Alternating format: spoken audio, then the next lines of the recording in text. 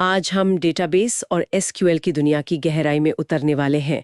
हमारे पास डेटाबेस और एसक्यूएल पर एक दस्तावेज है और हमारा मिशन ये समझना है कि डिजिटल जानकारी के इस विशाल भंडार को कैसे व्यवस्थित किया जाता है ताकि हमें जो चाहिए वो पलक झपकते ही मिल सके। और देखिए, ये समझना इसलिए काम का है क्योंकि हमारे सोशल मीडिया फीड से लेकर ऑनलाइन शॉपिंग कार्ट्स तक सब कुछ इन्हीं सिद्धांतों पर चलता है। बिल्कुल। इन मूल बातों को जानना डिजिटल दुनिया की ग्रामर सीखने जैसा है। इसे ऐसे सोचिए, एक तरफ एक लाइब्रेरी है जहां किताबें बस ढेर में पड़ी हैं और दूसरी तरफ एक ऐसी लाइब्रेरी है जहां सब कुछ करीने से सजा है। कच्चा डेटा पहली लाइब्रेरी जैसा है और एक डेटाबेस दूसरी लाइब्रेरी जैसा। आज हम इसी व्यवस्था के पीछे का जादू समझेंगे। तो चलिए शुरू करते हैं। सबसे पहले सबसे बुनियादी सवाल पर आते हैं। दस्तावेज डेटा और इंफॉर्मेशन के बीच एक बहुत साफ फर्क बताता है। हाँ, ये शब्द अक्सर एक दूसरे की जगह इस्तेमाल होते हैं, पर यहाँ इनका मतलब अलग है। बिल्कुल। डेटा मतलब कच्चे तथ्य और आंकड़े, जैसे किसी छात्र का नाम हो गया करण, या उसकी उम्र 17। हाँ, ये अपने आप में अधूरा है, इससे आपको कुछ खास पता नहीं चलता। लेकिन जब इस डेटा को प्रोसेस किया जाता है, उसे एक संदर्भ में रखा जाता है, तो वो इंफॉर्मेशन यानी जानकारी बन जाती है। अच्छा। जैसे कक्षा 12 के सभी छात्रों की लिस्ट जिसमें उनके नाम, रोल नंबर और उम्र करीने से लगे हों। अब ये जानकारी काम की है ना? इसके आधार पर कोई फैसला लिया जा सकता है। समझ गई। तो डेटा कच्चा माल है और इंफॉर्मेशन उससे बना हुआ फाइनल प्रोडक्ट है। हाँ। अब इस कच्चे माल को व्यवस्थित करने के लिए दस्तावेज में एक बनावट की बात की गई है। फील्ड, रिकॉर्ड, फाइल, ये सब क्या है? ऐसा लगता है जैसे हम ईंटों से एक इमारत बना रहे हैं। बेहतरीन एनालॉजी है। सबसे छोटी ईंट है फील्ड। फील्ड। हाँ, ये डेटा का एक छोटा सा हिस्सा है, जैसे सिर्फ छात्र का नाम या सिर्फ उसका रोल नंबर, जैसे स्प्रेडशीट का एक सेल। ठीक है, एक सेल। और जब हम कई सेल्स को एक लाइन में जोड़ते हैं तो जब हम कई संबंधित फील्ड्स को एक साथ मिलाते हैं तो एक रिकॉर्ड बनता है, जैसे एक छात्र की पूरी जानकारी, उसका रोल नंबर, नाम और उम्र, सब एक ही लाइन में। ओके। इसे तकनीकी भाषा में टपल या रो भी कहते हैं।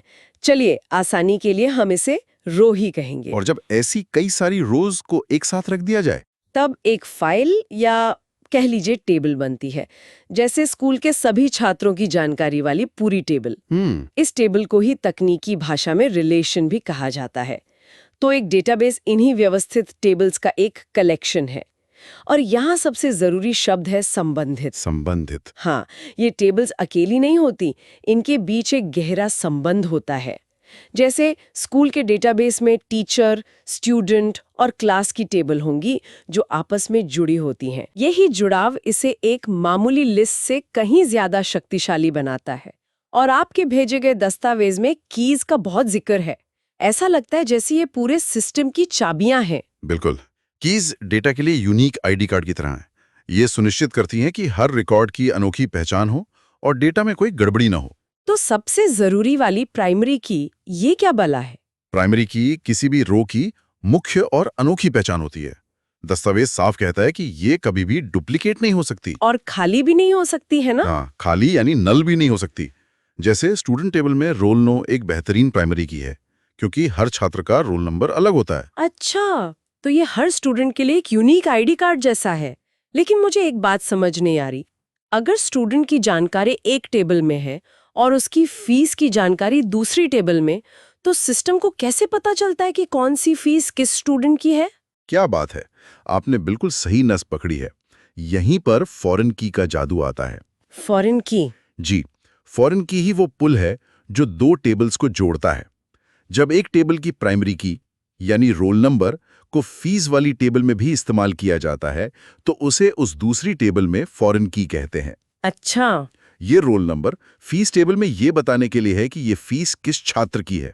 यही रिलेशनल डेटाबेस का आधार है। लेकिन इसमें एक दिक्कत नहीं है? अगर फीस टेबल में गलती से ऐसा रोल नंबर डाल दिया जो स्टूडेंट्स टेबल में है ही नहीं, तब क्या होगा? क्या सिस्टम इसे रोक पाएगा? बेहतरीन सवाल, और इसका जवाब है हाँ, सिस्टम इसे रोकेगा। इसे रेफरेंशियल इंटेग्रिटी कहते हैं।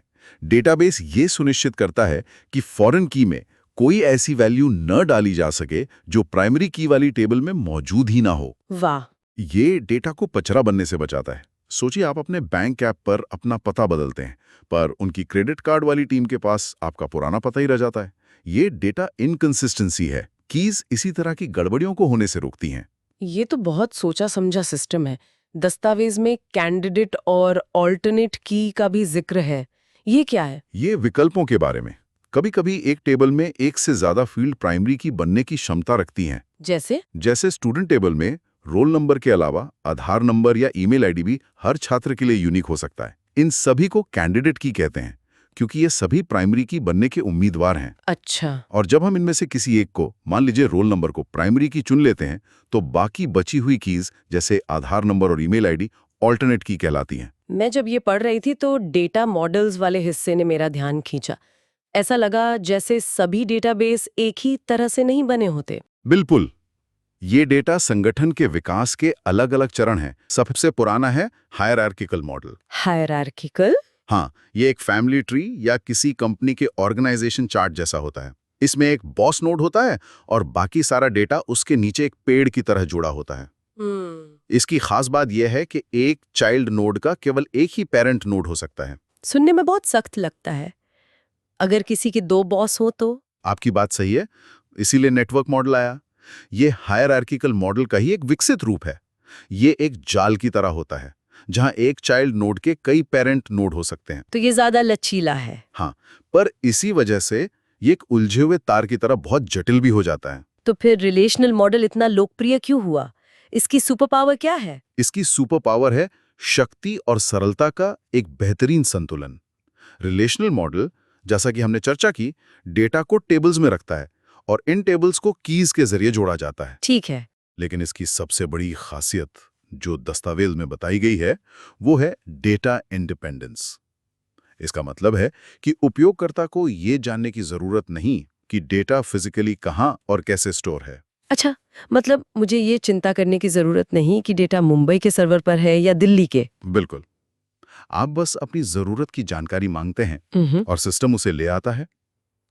यही वजह है कि आज के समय में ये सबसे आम मॉडल है। ठीक है, तो ये कीज सच में पूरे सिस्टम को एक साथ बांध कर रखती हैं।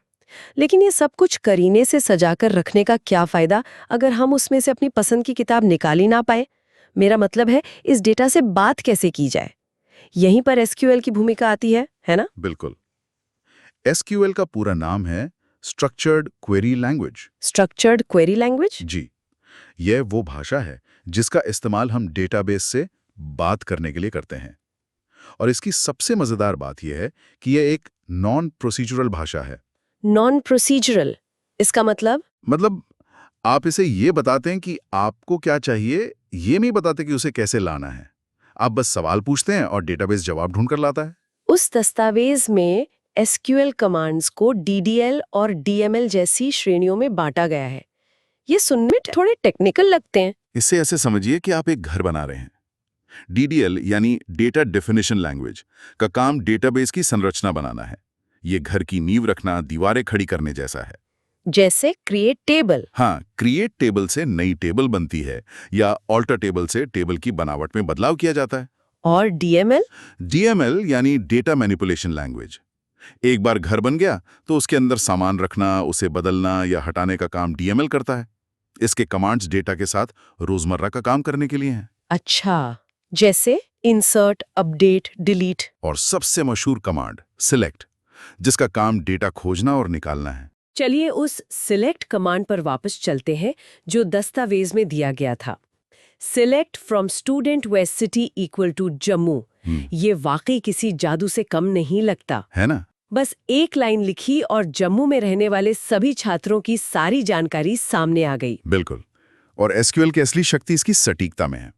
मजेदार बात यह है कि 90% लोग जो एसक्यूएल इस्तेमाल करते हैं, वे अपना ज्यादातर समय सिर्फ सिलेक्ट लिखने में ही बिताते हैं। अच्छा। हाँ, डेटा को अंदर डालना एक बार का काम है, लेकिन उससे सवाल पूछना और कहानियां निकालना वही असली खेल है।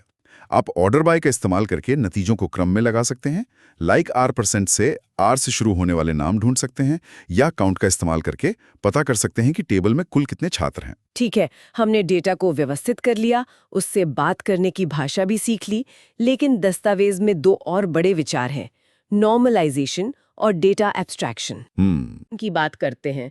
दस्तावेज कहता है कि ये रिडंडेंसी कम करता है, पर एक ही जानकारी को कई जगहों पर रखना बुरा क्यों है? यह तो एक तरह का बैकअप हुआ ना? ये एक बहुत आम गलतफहमी है। समस्या तब होती है जब डेटा अपडेट करना हो। कैसे? मान लीजिए एक छात्र का पता 3 अलग-अलग टेबल्स में स्टोर है। अगर वो घर बदलता है तो आपको तीनों जगहों पर पता अपडेट करना होगा। अगर आप एक भी जगह भूल गए तो डेटा इनकंसिस्टेंसी पैदा हो जाएगी। मतलब सिस्टम में एक ही छात्र के 2 अलग-अलग पते होंगे? बिल्कुल, और आपको पता नहीं चलेगा कि सही कौन सा है। नॉर्मलाइजेशन टेबल्स को इस तरह से तोड़ने और व्यवस्थित करने की प्रक्रिया है कि हर जानकारी सिर्फ और सिर्फ एक ही जगह पर स्टोर हो। ये तो बहुत जरूरी है। अब बात करते हैं डेटा एब्स्ट्रैक्शन की। इसका मकसद क्या है? डेटा एब्स्ट्रैक्शन का मकसद है जटिलता को छिपाना। इसे एक कार की तरह समझिए। एक ड्राइवर के तौर पर आपको बस स्टीयरिंग व्हील, गियर और ब्रेक से मतलब है। आपको ये जानने की जरूरत नहीं कि पिस्टन कैसे काम करता है। हाँ, सही बात है। डेटाबेस में भी यही होता है। इसके 3 स्तर हैं। सबसे निचला स्तर है फिजिकल लेवल, जो बताता है कि डेटा असल में हार्ड डिस्क पर 0 और 1 के रूप में कैसे स्टोर है। ये तो सिर्फ इंजीनियर ही समझते होंगे। हाँ, ये मैकेनिक का काम है। उसके ऊपर आता है कॉन्सेप्चुअल लेवल, जो पूरे डेटाबेस का ब्लूप्रिंट दिखाता है। कौन सी टेबल्स हैं, उनमें क्या कॉलम हैं और उनके बीच क्या संबंध है। और वो स्तर जो हम जैसे आम उपयोगकर्ता देखते हैं? वो है सबसे ऊपर का एक्सटर्नल या व्यू लेवल। ये कार का डैशबोर्ड है। सुरक्षा और सरलता के लिए आपको सिर्फ उतना ही डेटा दिखाया जाता है जितने की आपको जरूरत है। जैसे एक लाइब्रेरियन को सब कुछ दिखेगा, लेकिन एक सदस्य को सिर्फ अपनी किताबें दिखेंगी। बिल्कुल सही। इस सीमित नजरिए को ही व्यू कहते हैं। ये जटिलता को छिपाकर सिस्टम को इस्तेमाल करना आसान और सुरक्षित बनाता है। तो डेटा और इन्फॉर्मेशन के एक सरल अंतर से शुरू करके हमने आज समझा कि कैसे डेटा को टेबल्स में ईंटों की तरह जोड़ा जाता है, कि इससे उन्हें एक दूसरे से बांधा जाता है, एसक्यूएल भाषा से उनसे सवाल पूछे जाते हैं। और नॉर्मलाइजेशन और एब्स्ट्रैक्शन जैसी तकनीकों से इसे कैसे साफ सुथरा और सुरक्षित रखा जाता है। और सबसे बड़ी बात यह है कि यही अदृश्य संरचना हमारी आधुनिक डिजिटल दुनिया को संभव बनाती है। ये लगभग हर ऐप और वेबसाइट के पीछे चलने वाला एक शक्तिशाली और व्यवस्थित इंजन है, जो चुपचाप अपना काम करता रहता है। अंत में एक विचार, उस दस्तावेज में हायरार्किकल और नेटवर्क जैसे पुराने डेटा मॉडल्स का जिक्र है, जो अब रिलेशनल मॉडल जितने आम नहीं रहे। यह मुझे सोचने पर मजबूर करता है। आज के दौर में जहां सोशल मीडिया और एआई से भारी मात्रा में अनस्ट्रक्चर्ड डेटा, जिसे बिग डेटा कहते हैं, पैदा हो रहा है, क्या भविष्य में कोई नया डेटा मॉडल सामने आएगा? क्या टेबल्स और कीज का राज हमेशा रहेगा, या डेटा को व्यवस्थित करने के खेल में एक नई क्रांति आने वाली है?